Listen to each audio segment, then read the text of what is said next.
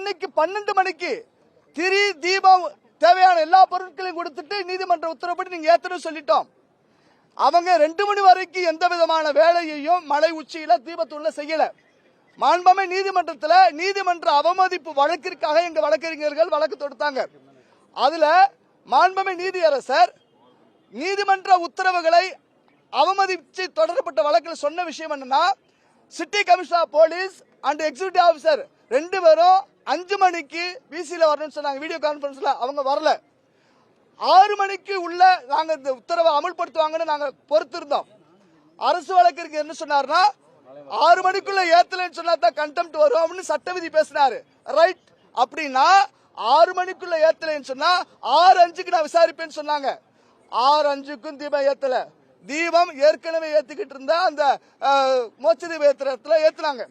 இப்போ அதற்கப்புறம் நீதியரசர் மாண்புமை நீதியரசர் சொன்னார், இந்த உத்தரவை அமல்படுத்தணும், எக்ஸிகியூட்டிவ் ஆபிசர் மலைக்கு போகணும், பெட்டிஷனர் உள்ளிட்ட 10 நபர்களுக்கு சிஆர்பிஎஃப் பாதுகாப்போடு அழைச்சிட்டு போய் தீபம் ஏத்தணும்னு சொன்னாங்க.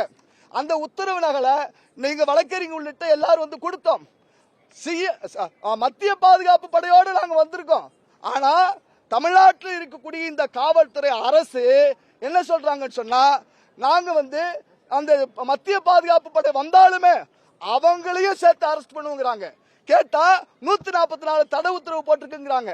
நான் கேட்கிறேன், ஆட்சியர் போட்டிருக்காரு சொல்றாங்க. நான் கேட்கிறேன், இந்த நாட்டில இந்துக்களுக்கு வழிபாட்டு உரிமை இல்லையா?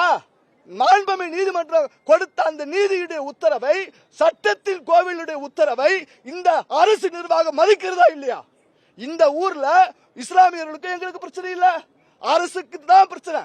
ஏன்னா ஓட்டு நாடு அரசியலுக்காக நீதிமன்ற உத்தரவை அவமதித்து நாங்க 144 தடை உத்தரவு போட்டுங்க. ரைட், 4 பேருக்கு மேல நிக்க கூடாது. போலீஸ் எவ்வளவு கும்பல நிக்கிறீங்க? ஓ சட்டத்துக்குள்ள வருமா வராதா கேக்குறேன். நான் மீண்டும் கேட்கிறேன், ஒரு நாட்டுல 10 பேர் போறோம்னு நீதியரசர் சொல்லிருக்காரு. ஒரு இந்து நான் இந்த மலையில போய் தீபத்த உரிமை இல்லையா?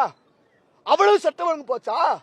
எங்களையும் மத்திய பாதுகாப்பு படையை அரெஸ்ட் பண்ணு சொல்றாங்கன்னா, இது முழுக்க முழுக்க திட்டமிட்டு செய்யக்கூடிய இந்த அரசாங்கத்துடைய வேலையை நான் பாக்குறேன். அவங்க அப்பீல் போயிருக்குதா சொல்றாங்க. நிச்சயமா நாங்க சட்டத்தின்படி இதை எதிர்கொள்வோம். நான் சத்தியமா சொல்றேன், என் வயிறுன்னு சொல்றேன், என் குலசாமி சத்தியமா சொல்றேன், இந்த மலையில தீபம் ஏறலைன்னு சொன்னா அதுக்கு மேல என்ன நடக்குன்னு தெரியாது. இந்த முருகன் திருவுள்ளா நிச்சயமா நாங்க எடுத்த பிரார்த்தனை, முருகப்பெருமா மலையில ஏத்துவோம், தீபம் எரியும், சட்டத்தின்படி நாங்க ஏத்துவோம். எங்க வழக்கறிஞர்கள் பேசுவாங்க.